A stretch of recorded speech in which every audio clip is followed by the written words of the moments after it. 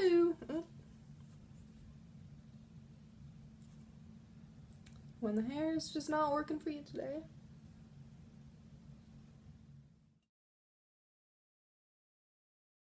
Today as if I do this often, I will be doing a makeup tutorial of something I literally kind of just thought of top of my head last night when I was going to sleep. So we're going to see how big of a train wreck this can be and go from there and see how many times I have to redo this. Okay, first things first, we're going to start out with concealer just to cover up those blemishes that like to pop up at the worst times. I'm going to have some on my chin, a little bit on my nose and T-zone is where they mostly show up, and just a few around the face today.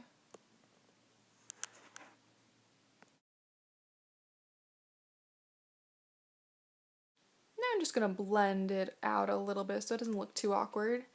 You can find this beauty blender at Sephora for $20, or you can go to Ulta and get it for $6. I highly suggest Ulta. It's basically the same, a little bit smaller though.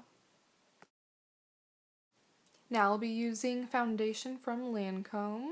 It's a little bit expensive, around $50, but I love it a lot because it provides full coverage and it lasts for a long time, so it definitely is worth the buy. I'm just going to dab it on the sides of my face where I want to cover it, and then quickly do my neck with my little sponge.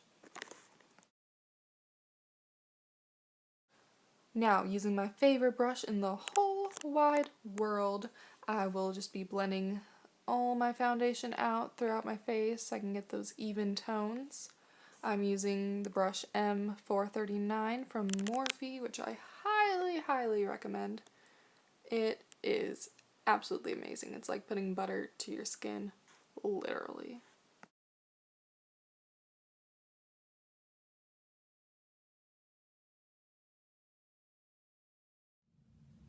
Now I'm going to be using a different concealer. I actually got this as a sample in the mail and I have absolutely fallen in love. I'm just going to dab that and use that to cover up the bags under my eyes and on my T-zone, chin, and right above my lips.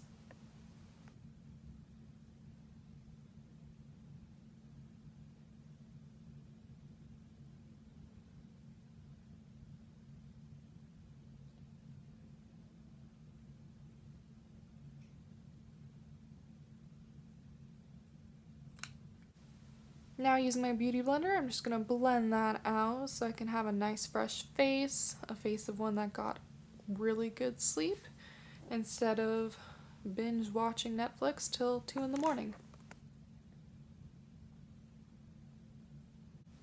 Now I'm going to just apply some more right in my T-zone right there, and then above my lip and a little bit on my chin just to give me a fresh look.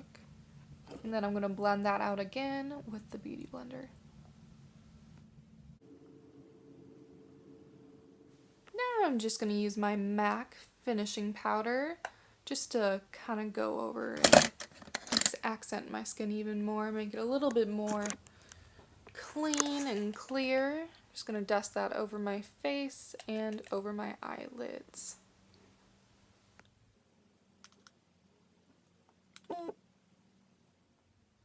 And now I'm going to take my MAC bronzing powder and I'm just going to dust a little bit onto my brush because a little can go a long way, as we all know. And I'm just going to swoop it right down by my ear and right almost towards my lips. Don't go all the way down towards your lips though, or it'll look a little bit funky. So I'm just going to do a swooping motion, and if you accidentally go too dark, no worries because we will be smoothing it out.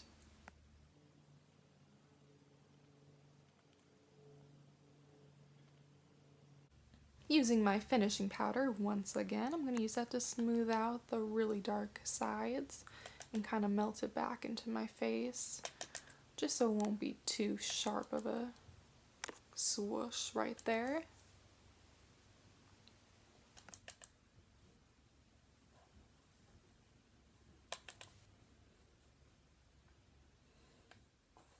And now for my all-time favorite palette. I do not know how I lived without this, but ever since Jaclyn Hill got me hooked on this, I don't think I've ever not used a few shades on my makeup look. I'm obsessed. First, we're just going to start out with the lightest color there, just to add as a base. And I'm using a Morphe brush just to kind of pat that on really lightly. It doesn't matter if you add too much, if you don't add enough, it is all the same. Now we'll be using this kind of mauve color, kind of cocoa-y mauve color, and we're just going to put that on. So this will be our transition color, and so we're just going to start in the inner crease and kind of just swoop around into the outer crease. Right there. Again, it's not going to be too harsh of a color, so you don't need to pack on a whole lot. It's just going to be transition color. Now I'm just going to quickly do the other eye, doing the same thing as it did on the opposite, just doing the inner corner and then swooping around to the outer.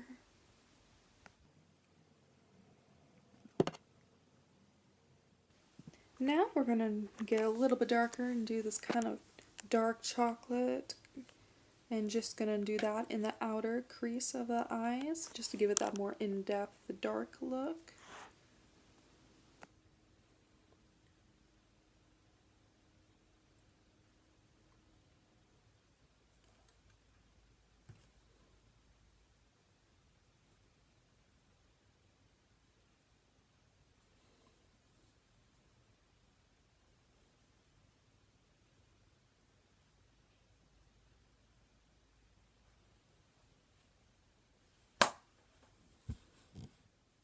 Just gonna do a little bit more blending the colors together because it looked a little bit too straight line to me. I don't know if you could see it on the camera, but to me it just didn't look right.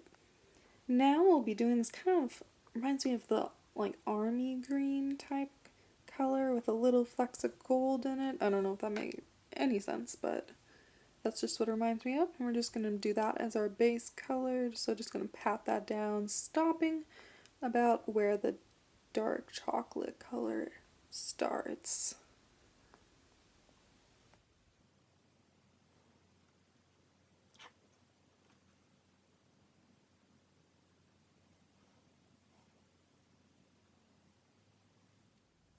And now we're going to do a highlight on the brow, right underneath that brow bone. And that's where I made my first mistake. I chose a way too light color, and so then it just covered up our transition color and I looked really not appealing. But don't worry, I blended it out later on so it wouldn't give it that harsh of a look. Now I am using Lancome's liquid eyeliner. It is honestly one of my favorites. I don't think I could ever use any other eyeliner, which I have tried, and I always go back to this one. It's kind of costly, but it's so worth it. And now I'm just going to take that same chocolate color that we used in the outer creases of our eyes, and we're just going to start and go underneath our eyes, just going halfway, just to give it kind of a dramatic flare.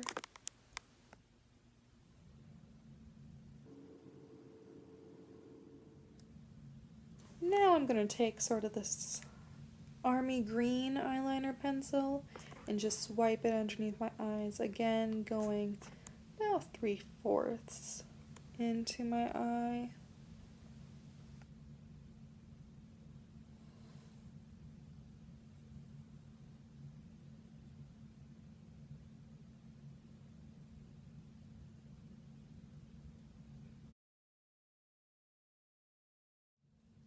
And now we're going to be doing eyebrows. I am using a pencil from Hourglass. I actually was given it as a gift and I fell in love with it.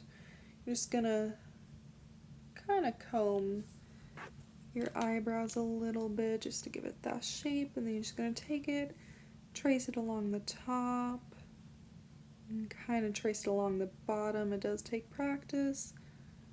And then you're just gonna kind of fill them in. I don't normally like to do mine too dark. I like to kind of keep it natural.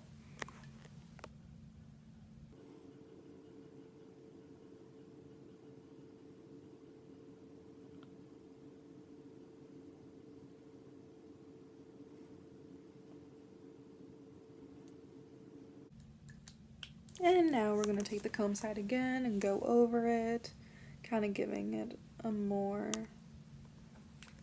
non-fake, is that even a word? Non-fake vibe on the eyebrows.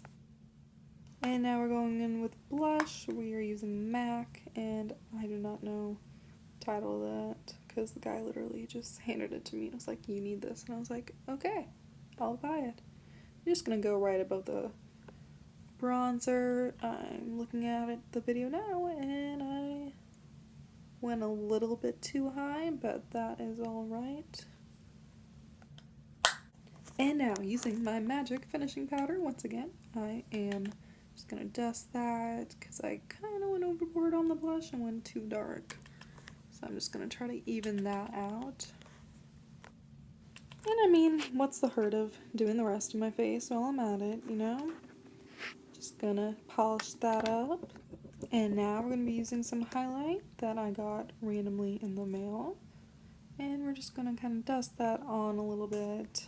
Don't want to use too much, but want it to show. Now I'm just gonna take a quick break just to moisturize my lips with EOS, my saving grace. And taking my red lip liner, I'm just gonna outline my lips. Kind of going for that whole Taylor Swift look, but probably couldn't pull off that dark of lips. I don't think I'm gonna go that dark.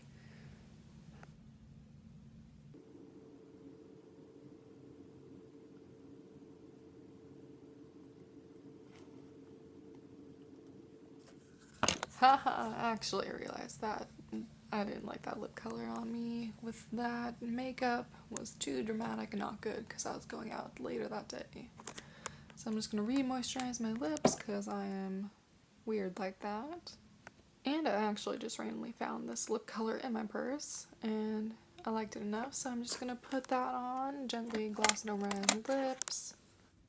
Normally I actually do the brush first just so I can get the shape more better, but it's spring break and I wasn't really using my brain while I was making this.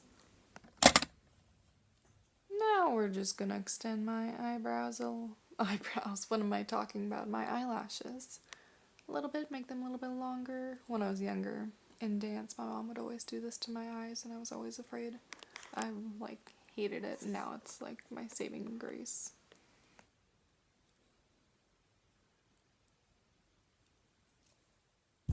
Now I'm just gonna put on mascara that I got from Lancome as a sample because I'm just all about that sample life. And I'm gonna extend my little eyelashes, make them more noticeable because my eyelashes can be tiny sometimes. One thing I love about this mascara is it doesn't normally clump. Like I can normally have nice smooth eyelashes. So I definitely recommend Lancome's. Okay, question, why do we have the impulse to open our mouths while we're putting on mascara? Like it comes naturally. Why? What's the science behind this? I want to know, but I don't want to know that bad to look it up because I'm lazy. And there you have it, finished product of a lovely little, I don't even know what to call this, I literally thought of it like last night. This puppy, hey, I'm sorry, this Ethan. Do we? I swear he loves me. Just not right now. Anyways, why is it that when you look into a mirror and like look at your room from looking into the mirror, your room looks way more like aesthetic? I think I said that right. Aesthetic. Looks like way more better than when you're just looking at your room plain and you're just like, oh. As you can see, I'm not a professional makeup artist at all. Like at all. But I hope this helped you. Some maybe. maybe.